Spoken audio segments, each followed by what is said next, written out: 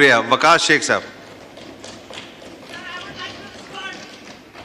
Thank you sir. मुझे sir ज़रा point of personal explanation है। मैं तो अपनी गुफ्तगू करके चला गया और मैंने सुना, मैंने जहाँ तक मैं समझता हूँ, मुझे याद पड़ता है, मैंने अपनी स्पीच में किसी की तरफ कोई पर्सनल अटैक नहीं किया, किसी का नाम नहीं लिया, किसी की ज़ात की बात नहीं की। इवन कि मैंने इनकी पार्टियों को भी जिस तरह मैं एक्सपोज कर सकता था, मैंने उस तरह भी बात नहीं की है। एक मेरे दिल के करीब, और मैं समझता हूँ कि आपके और बहुत से भाइयों के दिल के करीब ये इशू है कि गरीब ज़मींदार काश्तकार हमारा वोटर है और वो बेचारा मुसीबत में है। हम उसके लिए आवाज़ उठा सकते हैं और इनकी तरफ हम देखते हैं कि ये उसके लिए अच्छी बात करें। अल्लाह अल्लाह खैर सलाह।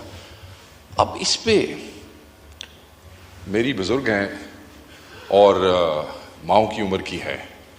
मैं बड़े जज्बात में आया कि मैं गुफ्तगू करूं और मैं गुफ्तगू कर लेता हूं।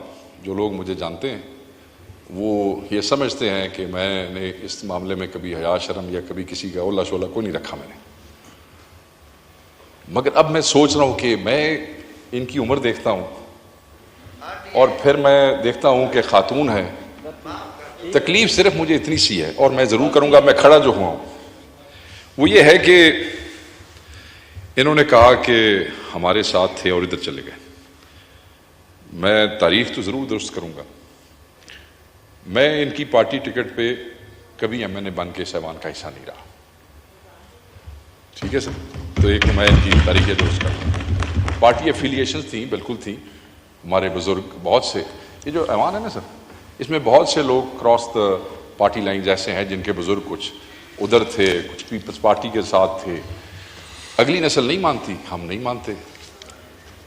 सो इसमें किसी को तकलीफ में आने की ज़रूरत नहीं है। किसी को किसी के साथ इस किस्म की गुफ्तगू करने का फ़ायदा कोई नहीं है, क्योंकि अगर मैं लाइनों की तरफ तवज्जो करना शुरू करूँगा तो मेरे बहुत से दोस्त और बुज़ुर्गों को शर्मिंदगी होगी। इसलिए कि बहुत से लोग अच्छी बात की आपने। मैं उसको सर खत्म ऐसे नहीं सर, मुझे इतना सा टाइम ज़रूर दीजिएगा, ये मेरा हक है। अगर मैं अच्छी बात कर रहा हूँ तो उस हक को आपकी मेहरबानी है, आप उसको रिकग्नाइज करें। मेरा राइट भी है आइन के मुताबिक। आई एम ग्रेटफुल कि आपने मुझे दिया। देखे, मैंने अभी एक खबर पढ़ी, ये भी इसी इलेक्शन के अंदर, इनकी अपनी पार्टी की जो लीडर हैं, पंजाब की चीफ मिनिस्टर हैं, इनका आप आर्गूमेंट देख लें जो अखबारों में छपा। What have you done for the party? And then she started questioning कि जी, ये अखबार में मैंने भी पढ़ा थोड़ी देर पहले। मैंने कहा जरा सिर्फ अपनी पार्टियों में जगह बनाने के लिए बड़ा जालिम कल्चर है सर। मतलब बेजा खुशामद अपनी लीडरशिप की सिर्फ पार्टी में सीटें सिक्योर करने के लिए। भाई जब आपने आना ही फॉर्म 47 के ऊपर है तो उसके बाद आपको अपनी पार्टी में खुशामद की जरूरत तो है नहीं। ठीक है जी। और अपनी पार्टी में अपनी जगह बनाने के लिए ऐसे लोग जो आपका एहतराम करते हैं, मैं आपका एहतराम करता हूं, ऐसे लोग जो आपका एहतराम करते हैं, खाम खा उनके ऊपर जुमलेबाजी करना, शेख साहब थैंक यू, उनको छेड़ना, आगे आपका ये नामुनासिब है। ठीक। और हम इसकी मजम्मत करते हैं। मैं समझता हूं कि जो अल्फाज इन्होंने इस्तेमाल किए हैं वो गलत हैं। अगर मैं जनरल मुशर्रफ के साथ था, इट वॉज 2002 की बात है, 2002 की बात है। मैं अपनी मर्जी से था, मुझे कोई मलाल नहीं है, मैं अपनी मर्जी से था और मैंने आज तक उसको छोड़ने के बाद उसके खिलाफ बात नहीं की है। And I think I enjoyed that time. मैंने आज तक पीपल्स पार्टी के सामने चूड़ियां और चादरें नहीं फेंकी हैं जाके, ना मैंने कभी चूड़ियां और चादर की वो की।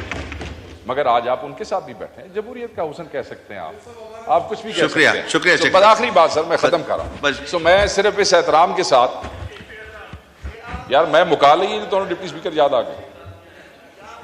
मैं मुकाल तशरीफ रखें मैं जी, सर आखिरी बात वाइंड अप करें, नाम भी नहीं। आखिरी बात सर, फिर अगर आपने ऐसे करना है तो फिर मैं अपने हिसाब से बात कर लेता हूं। मैं बात खत्म कर रहा हूं। अगर इनको शौक है आखिरी बात करें शेख साहब। मैं सिर्फ इसके साथ कि क्योंकि ये बुजुर्ग खातून है, हमारी माँ के बराबर हैं, इनका बड़ा एहतराम रहा है, इन्होंने ये जो ज्यादती की है मैं इसको दरगुजर करता हूं। अगर इनके अलावा इनकी पार्टी का कोई भी और आदमी होता तो मैं उसकी लीडर करके जाता यहाँ से। Thank you very much. Rana Tanveer साहब, मिनिस्टर फॉर एग्रीकल्चर, बोले। राणा साहब, आपको फ्लोर दिया है।